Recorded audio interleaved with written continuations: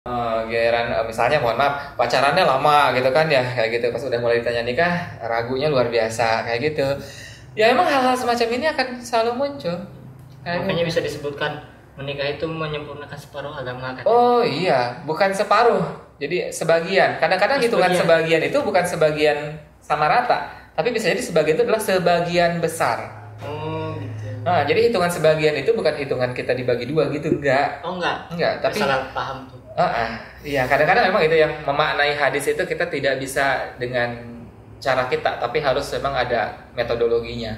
Betul, kadang tafsirnya beda-beda gitu. Kayak gitu. Orang yang paham kita belajar sama-sama. Iya, bener gitu, Bang. Gitu ya. Nah, jadi kayak gitu sih. Ya. Terus kalau cowoknya pemalu tadi kita apa pertanyaannya kita? Cewek duluan gitu. Iya, tadi ada yang tanya gimana kalau misalnya cewek yang ngajak taruh duluan gitu. Boleh. Dan sistematikanya Asik, sistematika kayak bikin skripsi, Bang. Iya, ya sebenarnya sah-sah aja sih. Cuma mungkin ini mah lebih kepada adat ya. Budaya Indonesia itu kan ini lebih ke budaya. Jadi kalaupun kita sulit menerima itu karena budaya Indonesia yang menempatkan seorang perempuan itu selalu menjadi objek ya nggak? Jadi perempuan yang agresif di Indonesia itu agak kurang bisa diterima ya. Iya kayak gitu. Bang nikah dong sama gue gitu ya. Jadi punya Iya. Kesannya kan cowoknya juga jadi kayak ini cewek apaan sih gitu kan ya. Kan orang begitu tuh. Iya. Tapi sebetulnya gimana? Ya sebenarnya dalam agama kita itu sah-sah saja. Oh boleh. Waktu itu juga sama. Siti Khadijah itu kan ya karena beliau sudah melihat kecenderungan bahwa Rasulullah SAW adalah seorang pribadi yang sangat baik dan beliau merasa bahwa oh ini nih orang yang bakal cocok menjadi suami saya gitu kan ya. Karena Siti Khadijah itu sangat luar biasa, dia sangat pemilih gitu kan ya. Ketika dia pertama kali menikah itu yang dia pilih adalah laki-laki yang paling mulia akhlaknya gitu kan ya. Kayak gitu dan dia selalu mengajukan diri kayak gitu. Ada laki-laki yang mulia akhlaknya terus dia ajukan terus meninggal terus yang kedua kayak gitu juga sampai kemudian yang kedua meninggal dia tidak melihat lagi ada laki-laki yang punya akhlak yang baik sebelum kemudian beliau ketemu dengan Rasulullah SAW. Jadi ketika ketemu dengan Rasulullah beliau sudah merasa yakin gitu kan ya. Jadi memang Siti Khadijah itu sangat menjaga izahnya dia ya, sangat menjaga marwahnya dia, sangat menjaga kehormatan dia. Jadi ketika pun dia melamar seorang laki-laki itu pada tahu semuanya bahwa oh iya Siti Khadijah memang dia orang yang sangat mulia kayak gitu. Terus di situ pun ya Siti Khadijah nggak tiba-tiba ujug-ujug datang gitu kan ya gitu pada Rasulullah gitu kawin nih bang gitu enggak. Beliau itu minta tolong dulu. Pertama minta tolong sama ininya ya sama pelayannya namanya Maisarah. Maisarah itu laki-laki. Laki-laki? Iya, Maisarah itu laki-laki. Tapi kalau di kita kan dipanggilnya Mae ya, atau dipanggilnya Sarah gitu ya. Jadi Maisarah itu laki-laki dan Maisarah ini yang kemudian mengikuti Rasulullah setiap harinya. Kayak gitu kan ya. Terus akhirnya Maisarah bikin laporan, perilakunya gini gitu kan ya. Bahkan sampai saat itu Maisarah dikasih tahu sama seseorang bahwa kan ditanya kan ya. Itu siapa laki-laki yang berhenti di bawah pohon itu dan melakukan ini kata Maisarah ini namanya Muhammad dan laki-laki itu kemudian bilang tidak pernah ada orang yang berhenti di pohon ini selain dia seorang nabi kayak gitu. Jadi itu pun dilaporkan oleh Maisarah kepada Siti Khadijah. Senang aja gitu kan ketika mengetahui karakternya seperti itu kayak gitu. Terus setelah ketemu dengan Maisarah seorang laporan seperti itu, akhirnya Siti Khadijah mengunjungi sahabatnya seorang perempuan gitu kan yang minta untuk dimakcomblangi gitu. Jadi pakai pihak ketiga. Ketika itu Islam udah belum ada Islam dong. Kan Rasulullah menikah menjadi nabi itu kan pada usia 40 ya kan? Iya. Saat itu Rasulullah masih singa, masih 25-an mungkin. Berarti emang sebelumnya Siti Khadijah itu udah kepribadiannya bagus ya? Iya, kepribadiannya sangat luar biasa kayak gitu. Beliau itu memang termasuk keluarga yang terjaga juga secara akidahnya ya. Kayak gitu. Masih mengikuti milah Ibrahim. Kayak gitu. Jadi ya udah intinya sih pakai pihak ketiga kayak gitu. Jadi kalau perempuan pakai pihak ketiga gitu kan ya. Misalnya nanti di sini nih setelah ngeliat video ini ada yang ngefans sama Paris gitu kan ya. Langsung itu jadi pihak ketiga gitu. Atau menjadi yang kedua untuk adik. Asik. Bagaimana mau istri saya. Ya, gitu ya gitu ya boleh lah nanti mengajukan diri gitu kan ya saya ke guru ngajinya gitu Ustaz tolong dong bantuin gitu kan ya saya melihat laki-laki ini pribadinya bagus saya pengen gitu Pertanyaan kedua. Ini ya, Siap. kapan dia tahu bahwa dia sudah menikah? Siap menikah. Oh gitu. Kapan tuh waktu yang tepat menurut seseorang harus menikah? Ketika sudah muncul getaran dari lubuk hati yang terdalam bahwa dia kayak gitu. Gitu ya. Saat itu sebenarnya dia sudah siap menikah. Kayak gitu. Kadang kan cuma karena kayak orang-orang pengen doang gitu ya. Ya. Itu. Itu pun termasuk. Karena itu pun bagian dari taufik yang Allah turunkan buat kita. Kayak gitu. Tiba-tiba muncul keinginan klik sekali gitu kan. Pengen nikah nih. Udah itu. Tinggal dipenuhi syarat-syarat yang lain. Berarti itu momennya. Iya, itu Saya momennya. kira momennya apa gitu.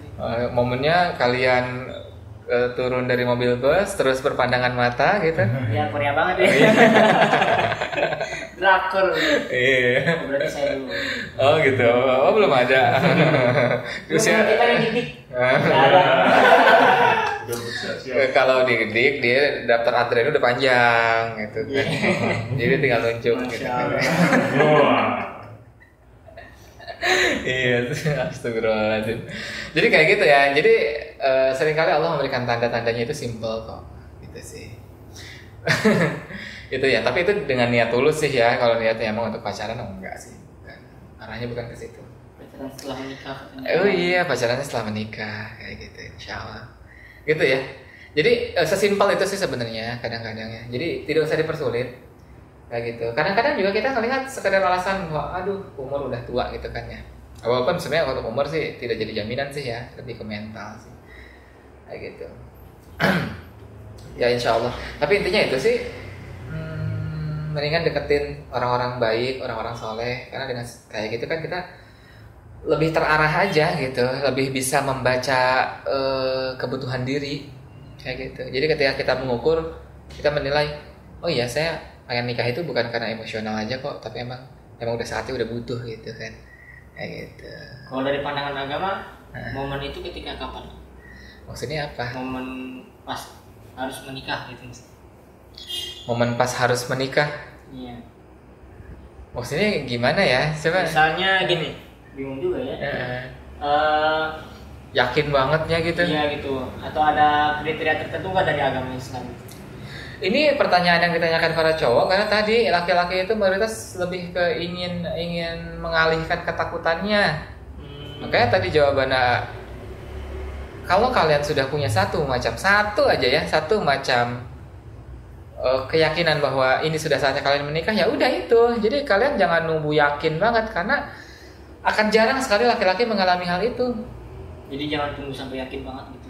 Karena kalian udah ada gerakan untuk menikah ya. Iya, karena sebenarnya kan gini ya, kita akan tahu bahwa dia adalah perempuan terbaik buat kita itu nanti ketika sudah selesai akad nikah. Kayak gitu, di hadapan penghulu, selesai akad gitu kan, sah gitu kan. Ya udah itu adalah jodoh terbaik kita.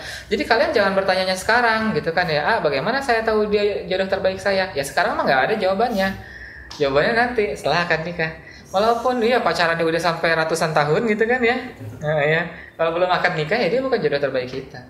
Ada yang bilang malah sudah menikah pun belum tentu dia jodoh kita, itu gimana? Oh nggak gitu ceritanya. Gitu misalkan kayak sudah menikah terus bercerai, gitu ya?